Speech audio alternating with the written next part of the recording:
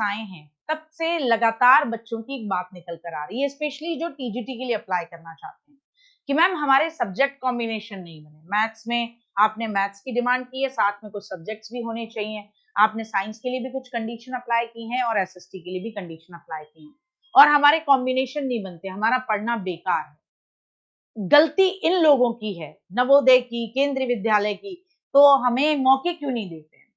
अब जब ये बात चली तो मेरे मन में आया कि एक बार आप लोगों से डिस्कशन कर लूं कि वास्तव में गलती किसकी है, क्योंकि पता तो होना चाहिए। क्योंकि बच्चे का जब फ्रस्ट्रेशन होती है 7 साल की तैयारी की या पढ़ाई की, और उसको लगता है ये 7 साल की मैं अपनी ग्रेजुएशन, बीएड करने और पोस्ट ग्रेजुएशन करने के बाद भी किसी पोस्ट के लिए एलिजिबल नहीं हो अप्लाई करने के लिए, तो उसकी फ्रस्ट्रेशन कहीं कहीं ना तो निकलेगी, और वो कहीं ना कहीं तो किसी न किसी को गलत ठहराना चाहता है ताकि खुद को एक तसल्ली मिल जाए।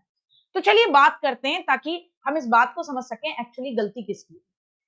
क्या ये गलती आपको नहीं लगता कि उस कॉलेज की है, चाहे वो गवर्नमेंट था या प्राइवेट था, जिसने बच्चे की काउंसलिंग नहीं की जब वो 12th करके आया कि भाई ग्रेजुएशन करना चाहते हो, भाई देखो आगे गवर्नमेंट जॉब के लिए अप्लाई करना है तो सब्जेक्ट कॉम्बिनेशन ये होने चाहिए।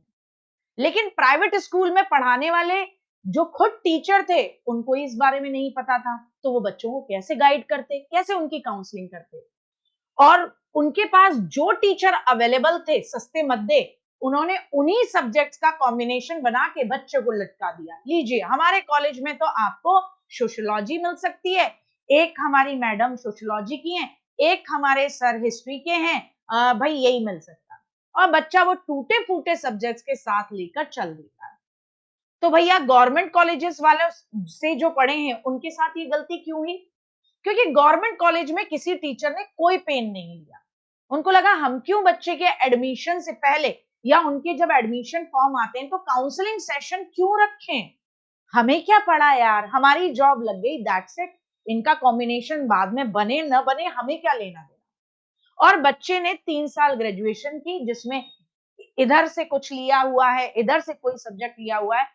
बेसिकली भानुमति ने कुनवा जोड़ा, इधर की ईंट और उधर का रोड़ा, और बाद में जाकर बच्चे को लगता है ओ माय गॉड क्या करें।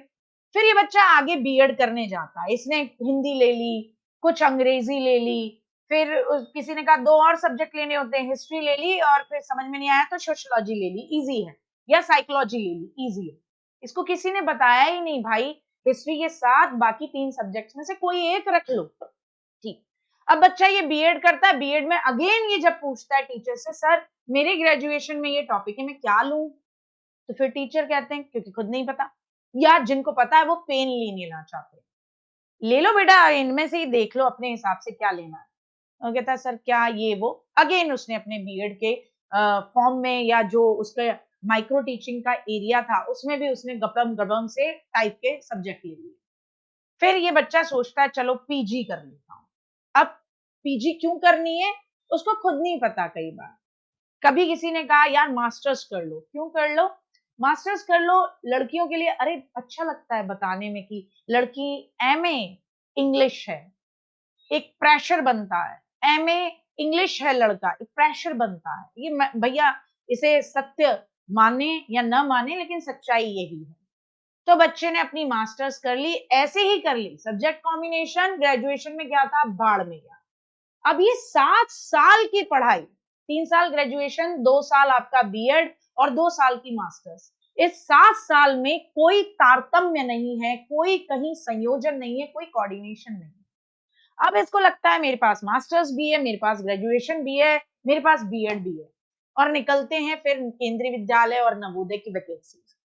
अब जब इसको पता पड़ता है मेरे पास सब कुछ करा हुआ है, मैं पढ़ा हूं, लेकिन मेरे पढ़े हुए से मैं सरकारी नौकरी के एग्जाम के लिए बैठने के लिए, फॉर्म भरने के लिए एलिजिबल नहीं, तो इस बच्चे को लगता है कि कोई ना कोई तो गुनहगार है। तो गुनहगार कौन है आप बताइए। जब आप केंद्रीय विद्यालय या नवोदय विद्यालय से पूछते हैं कि भाई ये सब्जेक्ट कॉम्बिनेशन आप ऐसा क्यों रखते हो, तो ये कहते हैं कोई ना कोई सब्जेक्ट कॉम्बिनेशन तो हम रखेंगे। हिस्ट्री को अगर कंपलसरी और ज्योग्राफी को कंपलसरी नहीं रखते तो पॉलिटी को कंपलसरी रखेंगे, तो पॉलिटी को जिसको कंपलसरी रखेंगे तो हिस्ट्री और ज्योग्राफी वाले भी यही बात कहेंगे। अगर हम मैथ्स को कंपलसरी रख के और ये कहते हैं कि आपके पास 3 साल में से 1 साल में कोई मैथ्स से जुड़े हुए ये कॉम्बिनेशंस होने चाहिए, तो भी बच्चे अगर जिनके पास नहीं होंगे वो भी इस बात पर परेशान होंगे। तो हमेशा इस बात को लेकर दिक्कत होगी। अब इस प्रॉब्लम का सॉल्यूशन आपको क्या लगता है? अगर एक्चुअली ढीकरा किसी पे फोड़ना ही है, तो किस पे फोड़ना है? किसकी गलती है? कौन काउंसलिंग कर सकता था जिसने समय पर नहीं की? या कौन पता लगा सकता था खुद से जाकर जिसने नहीं पता लगाया? या कौन लोग आगे आने चाहिए थे कि भाई देखो फ्यूचरिस्टिक अप्रोच के साथ में सब्जेक्ट्स का चयन करो, क्योंकि एक आपका डोमेन गवर्नमेंट जॉब का भी खुला होना चाहिए, प्राइवेट इंस्टीट्यूशंस के साथ-साथ।